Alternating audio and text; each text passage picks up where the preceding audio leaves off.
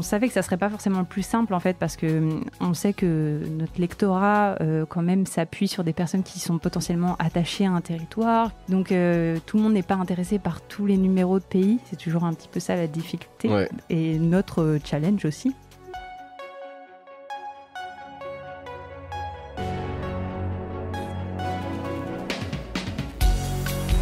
Bienvenue dans Médiarama, le podcast du futur des médias.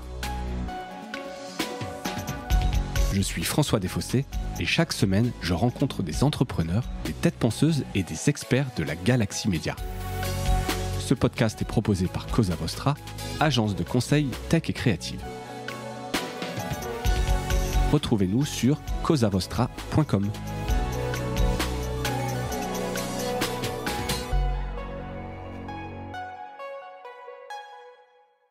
Bonjour à toutes et à tous et bienvenue dans ce nouvel épisode de Médiarama. Et pour cet avant-dernier épisode de l'année, déjà, je reçois Manon Boken, fondatrice d'un jeune média sur les territoires dont vous avez peut-être déjà entendu parler, Pays. Manon, bonjour. Bonjour François. Et merci d'avoir accepté cette invitation.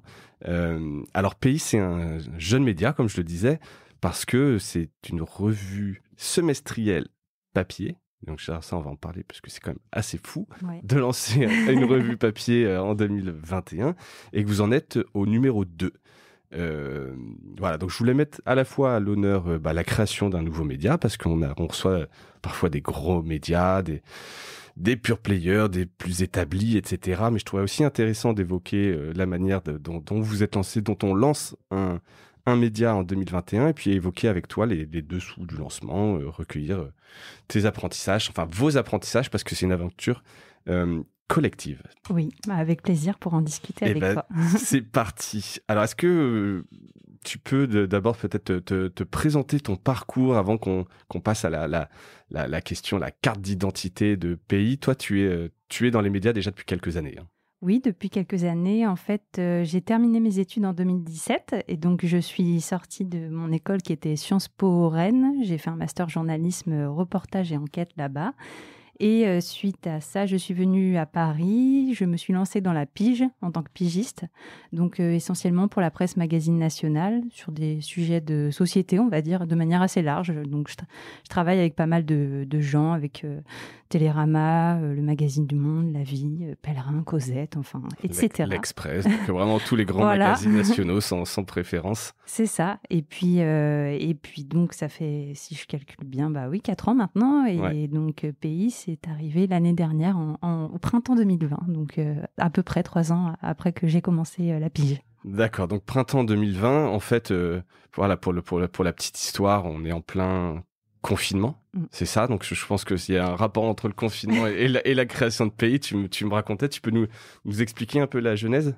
Bien sûr, en fait, tout a commencé par ce moment du confinement en mars 2020, où en fait on s'est retrouvés donc avec notamment 3 autres amis qui font partie de l'équipe fondatrice de Pays, donc qui sont Christelle Perrin, qui est graphiste et qui est directrice artistique pour la revue, Benoît Michaeli, qui est photographe et qui fait l'iconographie pour Pays, et enfin Baptiste Thévelin, qui lui a une agence spécialisée dans le conseil dans les médias, et donc là il est plus spécialiste du marketing et de la question commerciale, on va dire, dans les médias. Et en fait, on s'est retrouvés tous ensemble dans la maison de ma grand-mère en Bretagne, voilà, pour être tout à fait honnête. Et à ce moment-là, on se posait un peu des questions, on ne savait pas trop de quoi l'avenir serait fait, forcément, comme beaucoup de gens, je pense. Comme beaucoup de gens pendant cette période. Tu es déconnecté du travail physique, tu te dis, quel est le sens un peu de tout ça, hein. C'est ça, ouais, qu'est-ce qu'on va devenir, etc. Tiens, et puis, c'était assez inédit, on était tous ensemble, on se connaît déjà et en fait on a des compétences différentes, ce qui fait qu'on s'est dit c'est peut-être en fait le moment de lancer une revue, puisque ça n'arrivera peut-être plus jamais de se retrouver tous les 4 comme ça aussi longtemps ensemble. C'est clair.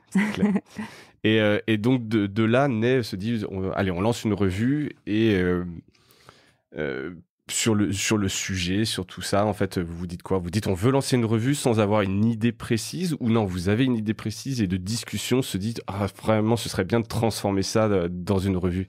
Il y avait déjà un peu de discussion, j'imagine. Ouais, bien sûr. En fait, ça venait de constats, alors plutôt personnels pour le coup, que j'avais fait déjà en tant que pigiste dans la presse nationale, où j'avais l'impression parfois qu'il y avait des sujets locaux, enfin qui commencent à l'échelle locale en fait, mais qui auraient mérité plus de place dans les médias parce que souvent ce sont des choses qui me semblent très importantes. Et puis en fait, j'avais remarqué, et ça m'avait notamment assez étonnée pendant la crise des gilets jaunes par exemple, parce que je me souviens un peu de l'ambiance ici à Paris où d'un coup on avait l'impression que les gens se révoltaient comme ça sur des ronds-points alors que c'était quelque chose qui était larvé depuis longtemps en fait, et j'avais l'impression qu'on manquait un peu de liens parfois, et bon, on sait que la presse peut parfois être un peu parisiano-centrée. Et moi... You don't say. Voilà. Et donc je trouvais qu'il était important de mettre en avant cet aspect local et de parler de problématiques vraiment de société, mais qui se passent à un niveau local pour ensuite parler à tout le monde. Donc il y avait ce constat-là. Et puis par ailleurs, moi, pendant tous ces étés où j'ai commencé en journalisme aussi, je travaillais dans un hebdomadaire local du pays de Saint-Malo qui s'appelle le Pays Malouin. Et en fait, là, pour le coup, j'étais frustrée puisque je voyais qu'il y avait plein de trucs à raconter, mais on n'avait pas assez de temps parce qu'on était une petite équipe et que voilà, il n'y a pas beaucoup de place non plus dans le journal. Donc il y avait un peu cette frustration-là aussi de me dire, mais, oh là là, à Saint-Malo, il y a plein de trucs qui se passent, il y a plein de sujets passionnants, mais on n'a pas le temps de les traiter. Et donc tout ça mêlé, ça a donné l'idée de pays en fait. Donc c'est aussi comme ça qu'on a commencé les discussions. Ok, on reviendra sur les questions de médias et territoires tout à l'heure, c'est assez intéressant. Donc aujourd'hui, si tu dois pitcher ce qu'est pays, vraiment alors pas la carte d'identité, mais peut-être l'elevator pitch. Alors ça fait très start-up, mais tu vois, si tu dois dire à toujours, je me réfère à ma grand-mère, si je devais dire à ma grand-mère ce qu'est pays, comment tu le présentes? Oui, Pays, c'est une revue qui prend un territoire à chaque numéro et qui essaye d'en dresser brosser un portrait le plus fidèle possible avec des reportages, des enquêtes, des portraits. On essaie de parler de problématiques de société qui se passent sur ce territoire-là. Ça peut être des choses positives comme négatives nécessairement. Voilà. Ouais. Et le tout, c'est ce qui est important aussi dans Pays, c'est la place de la photo, puisqu'on fait intervenir des duos de photographes et de journalistes qui travaillent ensemble. Donc il y a vraiment cet aspect à la fois visuel, à la fois écrit, qui est important. On essaie de passer par ces deux médias-là en fait pour traiter nos sujets. C'est quelque chose dont justement je voulais parler tout à l'heure, mais comme ce qu'a fait Le Monde avec Fragment, j'ai l'impression que ça revient un peu. Alors c'est quelque part vieux comme Le Monde, hein, un journaliste et un photographe, mais ça revient à l'honneur avec une plus belle place à la photographie. Vous, c'est quelque chose qui est important dans l'ADN de Pays, la place belle à la photographie, à l'iconographie. Ouais, complètement. Même chose, ça venait aussi un peu de mon parcours personnel. J'avais eu l'occasion et la chance de travailler avec des photographes parfois, et avec cette sensation aussi qu'on n'avait pas toujours le temps de faire ce qu'on aurait voulu. Et je trouvais vraiment chouette le lien qu'on peut avoir à deux et la vision différente en fait qu'on peut avoir sur un sujet. Des fois, un photographe, ça nous apporte carrément une autre vision du sujet. On se dit, tiens, j'avais pas du tout pensé à ça, mais c'est vrai que ça peut être une bonne idée d'aller voir cette personne-là, de le voir sous tel angle. Donc, ce travail à deux, c'est toujours super valorisant. Et j'ai l'impression d'ailleurs que les personnes qui travaillent avec nous aussi sont vraiment contentes de pouvoir faire ça, de pouvoir faire des projets ensemble et de vaincre aussi parfois la solitude qu'on peut avoir en tant que pigiste quand on est tout seul sur le terrain. Ouais, c'est clair. Et puis comme de toute façon tu l'as dit, hein, je pense que c'est un autre regard, c'est hyper important. Et puis vous aussi dans la maquette, ça joue beaucoup. La maquette, elle a été vraiment conçue aussi autour de ces photos, de ces images. On le sent qu'il y a vraiment une place très importante. Donc le numéro 2, qui est sur le Vercors, qui est encore en vente, et le numéro 1, comme par hasard. Comme par hasard. Oui. Sur Saint-Malo. Saint-Malo et ses alentours, oui. En fait, on a commencé par le plus simple, entre guillemets. Disons que c'est mon pays d'origine. Moi, j'ai grandi à côté de Saint-Malo. Donc tu savais déjà un peu le type de portrait, d'histoire que tu pourrais raconter qui serait un peu fondateur sur la ligne de. Ouais, ça nous a permis d'avoir un premier numéro un petit peu et de savoir où est-ce qu'on voulait aller, donc c'était pratique. Et puis on était sur place, donc encore plus simple. Encore plus simple. Avant donc de parler de ça, vous en êtes où là un peu plus sur le business, parce que ça c'est Mediarama, c'est aussi le modèle, ça nous intéresse. C'est quoi le nombre de tirages papier? Alors, pour le numéro 2, on a tiré à 3000 exemplaires. voilà, sachant qu'en fait, pour le numéro 1, on avait tiré au départ à 1500 et en fait, c'est parti en quelques semaines. Donc, on s'y attendait pas forcément. Donc, on a retiré 2000 exemplaires du premier en se disant, bon, bah, c'est un investissement, on va voir si ça fonctionne ou pas. Mais sachant que c'est une revue, comme tu l'as dit, c'est semestriel, c'est un objet qu'on essaie on essaye de faire un bel objet en fait qui puisse se garder. Donc on avait cette volonté de le faire durer dans le temps. Pays, le but c'est pas de tout vendre en une semaine, c'est plutôt d'essayer de le faire vivre aussi en librairie, etc.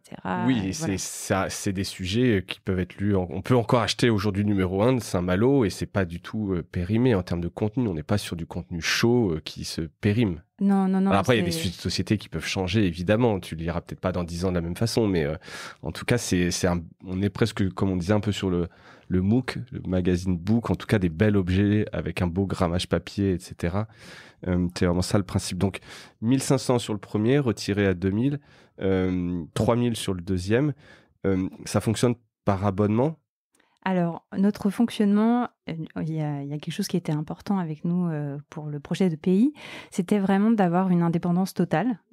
C'était important. On n'avait pas envie d'avoir d'annonceurs ou quoi que ce soit parce que, en plus, en traitant d'un sujet local, et on peut le voir aussi d'ailleurs dans la presse locale, que ça soit quotidienne ou hebdomadaire, des fois c'est difficile les liens avec les annonceurs. Il y a des sujets qu'on ne peut pas traiter parce que locaux, parce qu'il y a des moyens de pression. Donc nous, on avait vraiment envie de cette indépendance-là.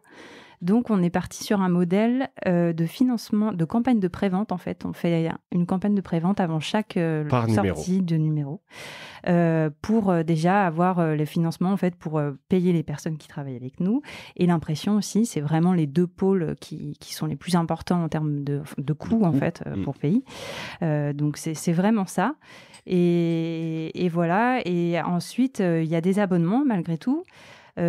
Tout en sachant que on savait que ça serait pas forcément le plus simple en fait parce que on sait que notre lectorat quand même s'appuie sur des personnes qui sont potentiellement attachées à un territoire, qui ont un lien avec celui-ci. Ça peut être juste des vacances ou voilà, mais donc tout le monde n'est pas intéressé par tous les numéros de pays. C'est toujours un petit peu ça la difficulté et notre challenge aussi d'essayer d'intéresser les gens dans le concept même de pays.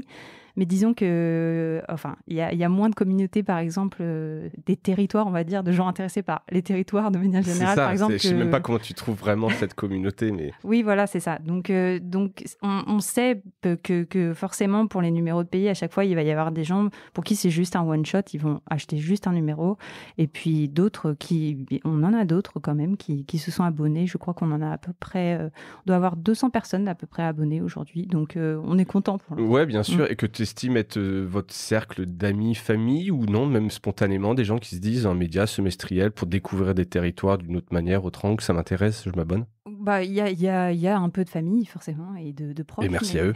merci de nous avoir soutenus. Mais il y a aussi des gens qu'on ne connaît pas et qui s'intéressent à l'objet ou qui ont été convaincus aussi des fois par le premier numéro, par exemple, et qui se disent, bah tiens, j'ai envie de découvrir des territoires que je connais pas et que par une autre facette. Exactement. Et aujourd'hui, donc ces campagnes, c'était sur KissKissBankBank pour chaque numéro. Donc tu l'as dit, pas de publicité. La collecte, elle permet de rembourser, par exemple sur le numéro 2, elle permet de rembourser les frais d'impression. C'est rentable après cette campagne et les abonnements, c'est du plus. Ou est-ce que c'est un mix? Tu saurais un peu donner quelques chiffres? Oui, alors déjà, pour chiffrer un petit peu le coût d'un numéro de pays, disons que ça, c'est entre, on va dire, c'est à peu près 25 000 € pour faire un numéro. Donc, pour notre première campagne de prévente, on avait été peut-être un peu, on avait commencé assez bas, on avait mis un objectif, enfin, après on était en termes de prévente sur les objectifs, donc c'est pas un montant d'euros, mais disons que la somme récoltée au total était, enfin, on aurait pu viser plus, mais bon, c'était déjà ça pour commencer, donc c'est vraiment, ça nous a permis de payer les collaborateurs et collaboratrices pigistes qui ont bossé avec nous, et puis les ventes aussi nous ont permis de payer l'impression, donc voilà. Et là, pour ce numéro 2, on a vraiment visé plus haut en termes d'objectifs KissKissBankBank. Donc c'est des préventes, c'est pas une cagnotte où il n'y a pas de limite, c'est des préventes, t'achètes un numéro, donc c'est un prix qui est fixe et toi t'en mets X en vente qui correspond à ce que tu imprimes. Si une fois que tu les as tous vendus, c'est fini, la campagne est terminée. Voilà, c'est ça. C'est là où tu dis que tu aurais peut-être pu en vendre plus, en plus ambitieux, mais Mais après, c'est hyper dur. Tu peux pas faire une étude de marché réellement là-dessus, quoi. Non, c'est ça. C'était le début. On savait pas trop, donc on a tenté. Après, c'était pas non plus farfelu. On n'avait pas mis trop bas, mais disons qu'on aurait pu viser peut-être un peu plus haut finalement. Voilà. Quelque part, vaut mieux que ce soit dans ce sens-là, c'est que ça a été un succès. C'est que ça a plutôt bien marché, ouais. Donc on était vraiment déjà super contents. Et puis pour ce numéro 2, ensuite on a visé plus haut. Donc là, on a eu plus de préventes. Je crois qu'on a eu au total, 800 préventes pour ce numéro 2, donc c'est déjà très bien. Et cet argent récolté, ça nous permet de payer les collaborateurs et puis l'impression. Donc c'est déjà ça. Et puis maintenant, en fait, les ventes, c'est du plus pour prévoir le numéro 3 et puis pour le reste, pour des frais un petit peu annexes, etc. Et avoir une petite trésorerie. Ouais, et ce qui est bien, c'est une entreprise. Oui, voilà, c'est ça. Ok, très, très clair. Donc, les canaux d'acquisition, donc il y a forcément ces campagnes KissKissBankBank, etc. Mais ça, c'est sur le cercle. Après, en librairie, spontanément, des achats. Sinon, vous faites un peu d'acquisition, soit, je sais pas, sur Facebook ou... Ouais, sur les réseaux sociaux, alors en plus des librairies et de KissKiss, forcément, ça marche plutôt bien. Enfin, ça dépend. Il y a Twitter, on va dire, c'est un peu compliqué. C'est pas forcément le canal le plus simple, disons, pour mobiliser des gens. Mais par contre, Facebook, typiquement, ça marche bien. Il y a beaucoup de groupes. Alors, je sais pas si vous savez, mais si vous venez de n'importe quelle ville de France, il y a souvent des groupes tués de machin, voilà, où tous les gens parlent de leur ville, etc. Donc il y a pas mal de communautés en fait autour des territoires. Donc ça marche bien. Les gens Avec le s'intéressent. ciblage géographique de Facebook qui est très fin, tu es capable d'aller pour ton numéro sur le Vercors, cibler les bons groupes Facebook. Et là, a priori, tu touches une espèce de fibre un peu chez les gens qui appartiennent à ces groupes de leur ville, quoi. Carrément. Ville ou territoire. Ouais, c'est ça. Et donc là, ça marche bien. Ça marche bien, ouais. Pour le numéro 1, sur Saint-Malo, mais les gens sont très chauvins aussi à Saint-Malo, faut le dire. Et ça marchait vachement dès qu'ils voyaient sur Facebook. J'ai l'impression même qu'à la fin, quand on discutait, tout le monde avait vu la campagne de pays sur Facebook et tout le monde était au courant. Ça, c'est plutôt cool. Médias et territoires, qui est un peu la deuxième partie de cet entretien. Alors évidemment, comment tu choisis les régions et territoires? Alors le premier, on en a un peu parlé, c'est assez évident, mais au-delà de ça, vous avez dû, pendant ce confinement que vous avez fait, qui a un peu abouti à la naissance de pays, vous avez dû vous dire, voilà, est-ce qu'on verra? Est-ce que vous avez une liste? Comment vous choisissez ces régions? C'est tout un concept. Donc, en fait, on avait très envie avec Pays, vu qu'on est une revue semestrielle, on sort pas si souvent que ça dans l'année, d'avoir un lien avec nos abonnés. Et donc, on les fait voter en fait pour les destinations. Donc, on organise avant chaque sortie de numéro à peu près un vote entre 3 prédestinations quand même. On a quand même des idées un petit peu de ce qui nous intéresse. Et puis après, c'est eux qui choisissent. Donc là, typiquement pour le Vercors, c'est leur choix. C'est le Vercors qui a gagné parmi... Alors c'était quoi les choix? et je peux reposer la question qui est quand même valable sur ces 3 que vous proposez. Qu'est-ce qui fait que vous proposez ça? C'est des histoires personnelles comme toi, Saint-Malo, etc. Ou c'est des sujets dont on parle? Non, c'est pas forcément des histoires personnelles. En fait, on essaie de faire des territoires qui ont des problématiques assez différentes à chaque fois. Donc là, typiquement, on avait commencé par Saint-Malo et on s'est dit... on n'a pas envie d'avoir encore un territoire littoral où il y a beaucoup de touristes, etc. On n'a pas envie de retrouver exactement la même chose. Un contre-pied, quelque part, des zones qui sont déjà bien couvertes par les médias sur des presque clichés ou marronniers d'une zone touristique, d'une station balnéaire, etc. Ouais, c'est ça. Et puis, on avait peur parce que j'imagine, par exemple, je sais que dans le Pays Basque, il y a beaucoup aussi de problèmes, un peu les mêmes problèmes qu'à Saint-Malo, typiquement sur le tourisme, sur l'accès au logement et tout. Et on n'avait pas envie de retrouver exactement la même chose pour le numéro 2. À l'avenir, on pourra peut-être en reparler. Mais là, on voulait parler d'autres choses. Donc, on est parti carrément sur d'autres destinations qui n'avaient rien à voir. Donc, les choix étaient... Donc, il y avait le Vercors, qui est un territoire quand même montagneux, rural, touristique, c'est vrai, mais pour le reste, carrément rien à voir avec Saint-Malo. Ouais, non, c'est clair. On avait Saint-Étienne, donc avec cette idée de ville, qui a traversé des difficultés et aujourd'hui la renaissance un peu de cette ville aussi. Ouais, post-industrielle, etc. Et la dernière destination, c'était l'Avesnois, dans le nord de la France, du côté de Maubeuge. Ouais, Voilà. ouais, je connais très bien. Je suis de Cambrai dans le nord, Ah, donc bah voilà. l'Avesnois, je suis allé faire beaucoup de vélo là-bas. Voilà, donc aussi, c'est une destination qui nous intéressait vachement, mais bon, voilà, le Vercors a intéressé Remporter au suffrage. a remporté le suffrage, avec beaucoup de gens qui nous disaient « Je ne connais absolument pas le Vercors, je ne sais pas où c'est, mais ça m'intrigue. » Bon, bah, très bien, allons-y. Écoute, ouais, donc c'est le vote. C'est la voix du peuple. C'est ça. Tu parlais un peu de presse locale tout à l'heure, justement, un peu avec cette séparation. C'est vrai qu'il y a quand même ce cliché dans la presse locale que c'est une presse de chiens écrasés, etc. Tu vois, où il n'y a pas forcément de grandes histoires.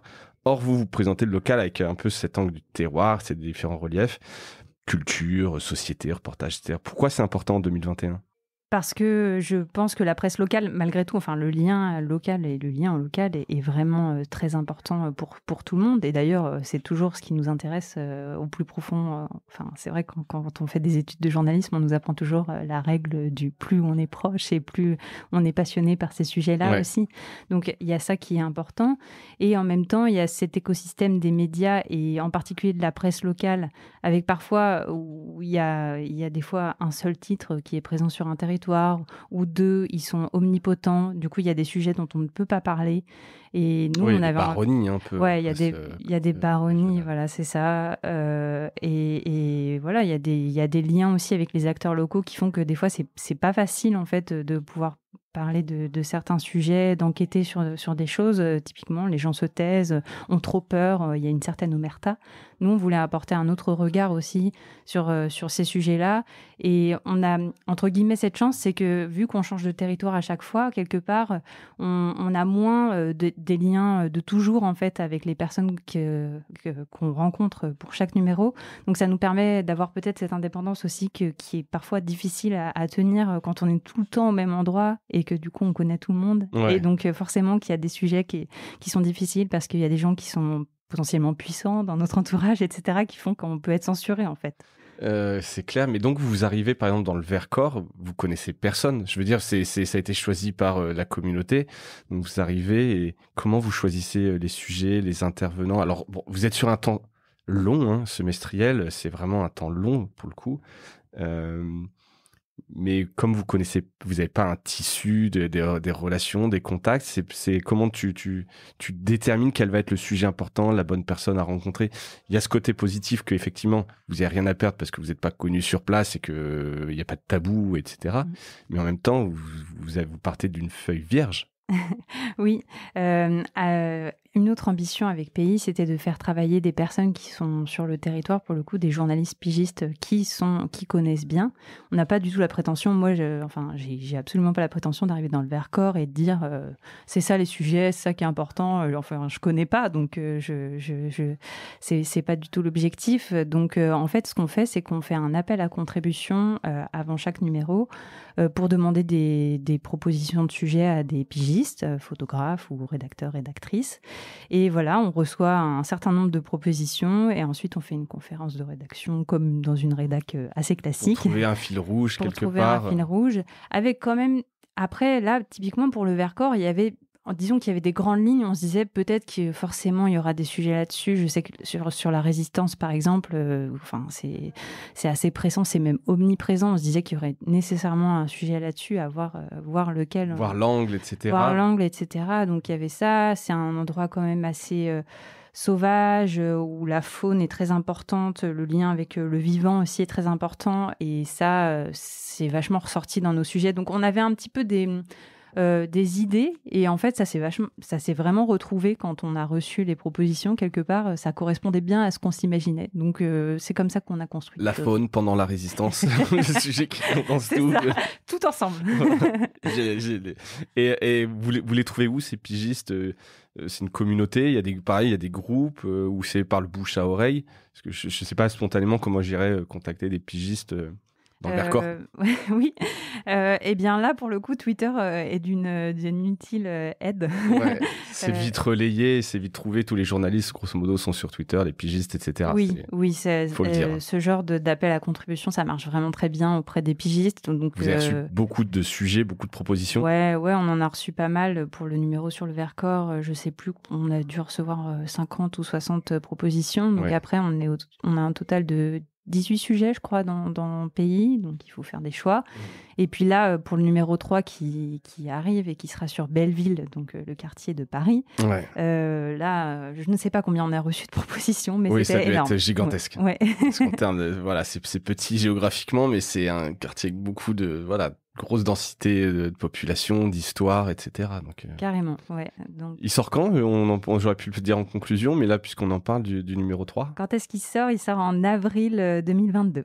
Avril 2022, donc la campagne n'est pas encore ouverte. La campagne Qu'est-ce qui se banque ? Donc là, vous êtes juste en préparation du sujet, en anticipation. Là, on a fait la conférence de rédaction. On s'est tiré les cheveux pour trouver des sujets, parce qu'on a eu plein de belles propositions. Il a fallu choisir. Donc, ça a été la difficulté. Et puis maintenant, on a lancé les choses et voilà, la campagne arrivera, je pense, début mars, il me semble, pour prévoir et faire les préventes pour ce numéro-là. Top, super. Comment je reviens une seconde toujours sur l'histoire de presse locale, mais comment tu vois la presse locale et même micro-locale dont tu parlais tout à l'heure, à l'échelle presque d'une ville ou d'un quartier, là, presque sur Belleville, évoluer dans les prochaines années ? Est-ce que tu regardes un peu tout ce qui se fait dans cette typologie de presse ? Ouais, carrément. Déjà, je trouve que dans la presse quotidienne ou hebdomadaire régionale, il y a quand même des trucs intéressants et j'ai l'impression qu'il y a un renouvellement aussi. Il y a plein de nouveaux formats. Alors, moi, j'habite en Bretagne, donc je regarde beaucoup ce que font Ouest France, le Télégramme, etc.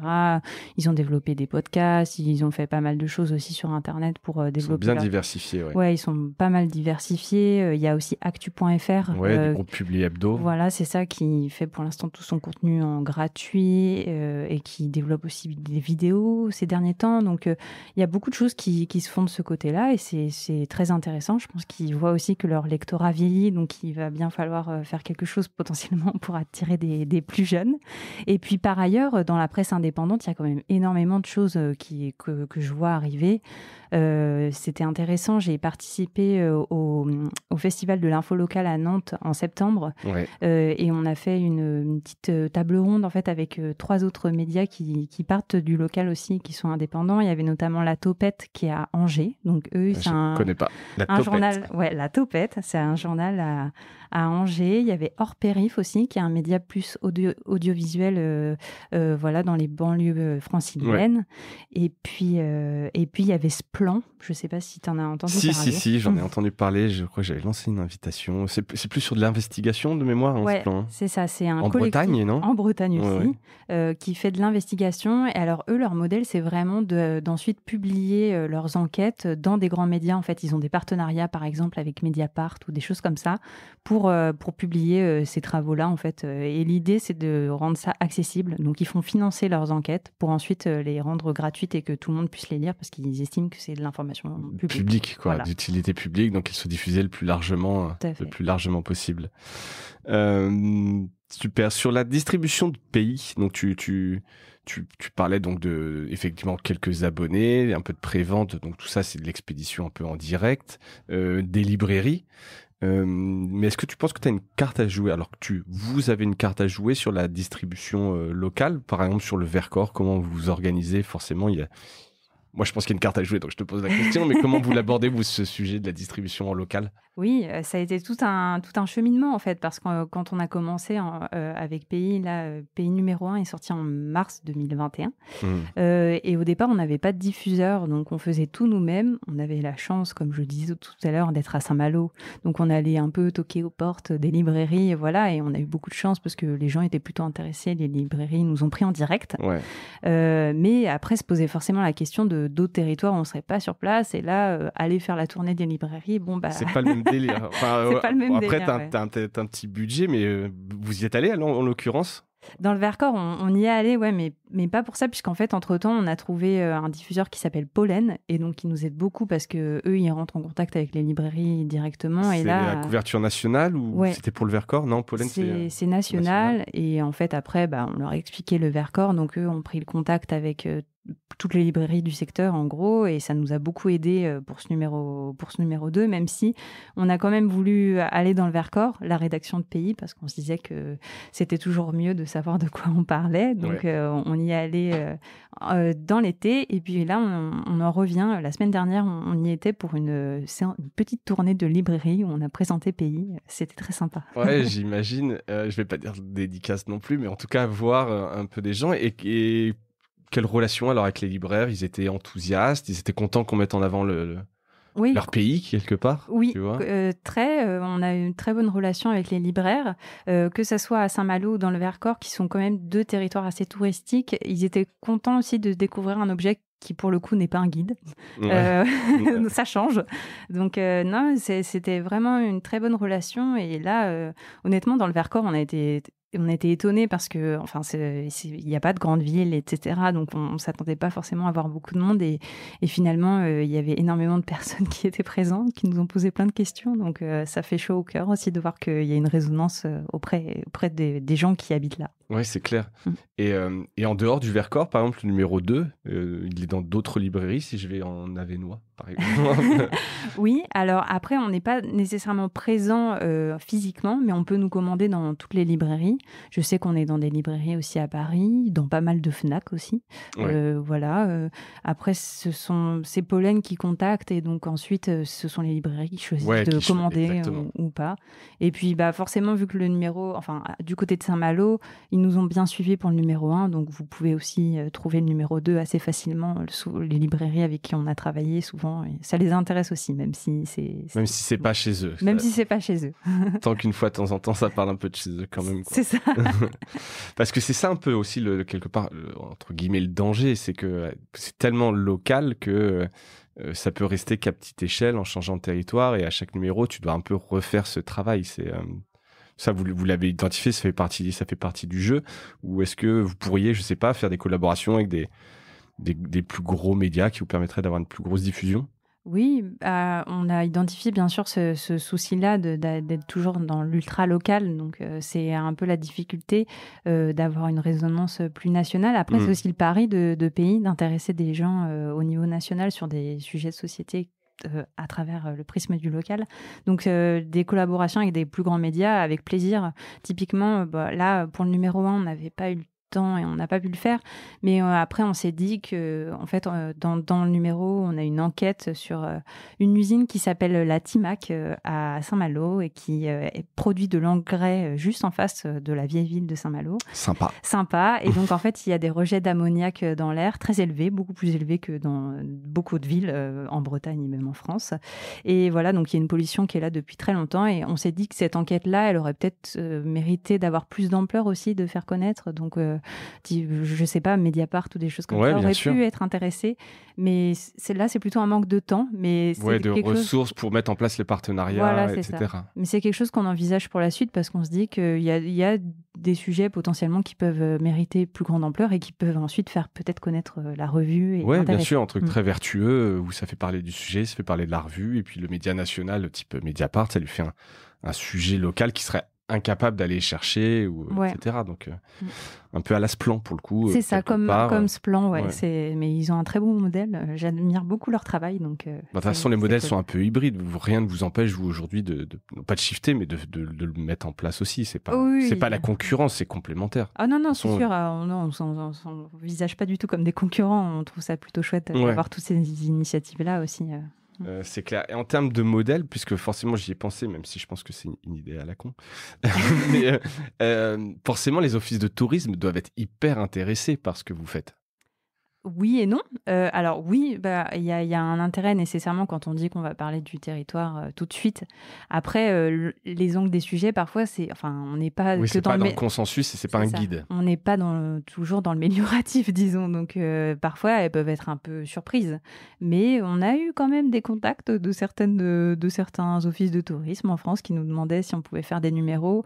Après, nous, pour le moment, c'est pas du tout quelque chose qu'on envisage, très honnêtement, parce qu'on veut aussi pouvoir traiter de tous les sujets. Et Oui, pas... en termes d'indépendance de ligne éditoriale. Voilà, c'est ça. Et pas nécessairement de guide. Donc, voilà. Mais s'ils veulent nous vendre, etc. Et je crois dans le Vercors que certains offices du tourisme nous proposent, tant mieux. Je pense. En tout cas, moi, je pense que c'est intelligent de vous. Enfin, évidemment, après, c'est la carte postale qu'ils vendent et qu'il y a des sujets quand tu parles de pollution, etc. Mais quelque part, c'est aussi un instant T d'un territoire avec toute sa réalité. Mais bon, voilà, c'était juste parce que je pensais, les offices de tourisme, tu dis que tu as une revue sur un territoire, ça doit éveiller un certain intérêt, quoi. Et globalement, le but de la revue de pays, c'est quand même pas juste de dresser un portrait négatif d'un territoire. Je pense que si tu fais la moyenne, même si c'est un truc impossible à faire entre le négatif et le positif, il en ressort plutôt du positif du territoire. C'est plutôt une manière de mettre en lumière un territoire. Oui, c'est ça, avec tous ces contrastes aussi. Voilà. Mais malgré tout, typiquement pour un territoire comme Saint-Malo, qui est extrêmement touristique et voilà, qui a l'habitude d'être décrit comme fabuleux, magnifique, etc. Certains ont été un peu choqués de la façon de traiter le territoire dans le pays et nous ont dit oh là là, c'est beaucoup trop négatif, qu'est-ce que vous dites, c'est magnifique l'endroit où on vit, enfin avec vraiment aucune volonté de reconnaître qu'il peut y avoir aussi des problèmes. Voilà, ponctuellement, non, je vois pas. Et sur le Vercors, vous avez eu la même chose, enfin tu vois, autant Saint-Malo que tu connaissais très bien, tu voyais cette vision carte postale et tu pouvais être tenté de faire le négatif de ça. Sur le Vercors, non, c'est... Tu vois, j'essaye de voir entre les trucs qui vont bien et les trucs qui vont pas bien, entre le journaliste de solutions et juste des investigations. Est-ce que la ligne, elle est claire là-dessus ? Sur le Vercors, j'ai l'impression que c'était peut-être un peu moins ça, peut-être parce que c'est touristique, mais un peu moins, donc il y a peut-être moins cette idée de carte postale. Donc j'ai moins la sensation qu'on a eu ce genre de commentaires ou de surprises de la part des gens sur place. Donc tant mieux. Oui, exactement. Dernière partie, juste et là très rapide en fait sur l'avenir, les perspectives. Est-ce qu'il y a des futurs projets, de la diversification? On parlait de podcasts, de newsletters, etc. Quels sont un peu les... Parce qu'en 6 mois en même temps c'est long, mais c'est court aussi. Hein, tu l'as dit, il y a beaucoup. Vous n'êtes pas une grosse équipe. Est-ce que vous avez quand même le temps de réfléchir un peu au développement de pays? Oui, on y pense souvent. On manque souvent de temps parce qu'en fait, à côté, nous, tous les 4, on a gardé nos activités. Donc, pays, c'est vraiment un side project, comme on dit en français. Et donc, des fois, on a plein d'envies et qui ne peuvent pas forcément se concrétiser tout de suite. Mais l'idée du podcast, c'est quelque chose qui nous est venu. Là, pour l'instant, je ne sais pas si on pourra en mettre en place tout de suite. Mais ça, c'est dans un coin de notre tête. On a une newsletter, d'ailleurs, il y en a une qui va sortir là, demain, je crois. Gratuite la newsletter. Oui, c'est ça. Donc on peut s'inscrire sur pays-revue.com. Voilà, c'est ça. Et on essaye à chaque fois. Alors c'est une newsletter qui sort qu'une fois par mois, donc c'est pas très souvent, mais c'est l'idée de parler d'un grand thème en fait, en parlant de plein de territoires différents. Par exemple, on avait parlé des forêts, voilà, et en essayant de recouper plein d'articles sur là-dessus et d'avoir plein d'éléments différents sur ce thème au travers des territoires à chaque fois. D'accord, donc c'est un média dans le média, quoi. C'est du pays en newsletter mensuel et sur une thématique. C'est ça, tout à fait. Et puis après, on a plein d'envies. Moi, je sais que j'avais discuté aussi avec des gens qui m'avaient dit mais pourquoi vous faites pas de l'éducation aux médias dans certains quartiers? Et dans ce cas-là, les jeunes pourraient faire leur pays, ça pourrait être leur petit quartier. Donc ça, je me dis, ça serait chouette de faire ça avec des plus jeunes et tout aussi. C'est quelque chose qui me motive beaucoup, mais est-ce qu'on pourra mettre ça en place? qui doit être pas mal chronophage aussi. Je pense Je pense que c'est vraiment un truc à faire. Non, mais c'est une super bonne idée. Mais effectivement, Ouais, avoir ça le prend du développement et puis le nombre de ventes du numéro 3 Voilà, sur Belleville. sur Belleville.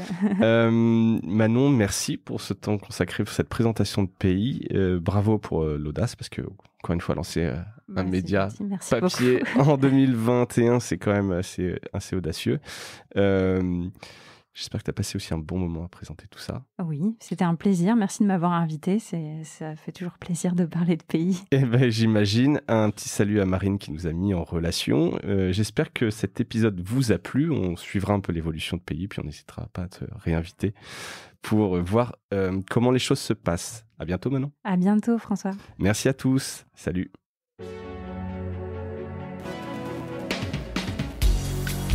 Voilà, Mediarama s'achève. Si cet épisode vous a plu, n'hésitez pas à le liker et le partager. Et puis, si vous souhaitez être accompagné par notre agence Cosa Vostra, contactez-moi par mail mediarama@cosavostra.com. Portez-vous bien.